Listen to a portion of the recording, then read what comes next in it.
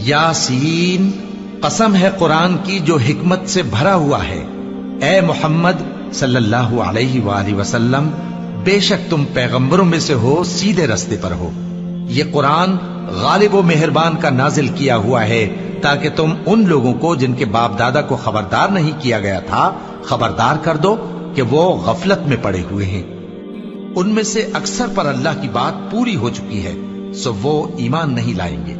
हमने उनकी गर्दनों में तौक डाल रखे हैं और वो ठोड़ियों तक फंसे हुए हैं, तो उनकी गर्दनें अकड़ी हुई हैं, और हमने उनके आगे भी दीवार बना दी और उनके पीछे भी, फिर उन पर पर्दा डाल दिया तो ये देख नहीं सकते।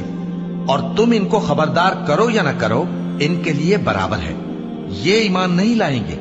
तुम तो सिर्फ उस शख्स को खबरदार कर सकते हो जो इस नसीहत यानी कुरान की पैरवी करे और रहमान से गायबाना डरे, सो उसको मगफिरत और बड़े सवाब की बिशारत सुना दो।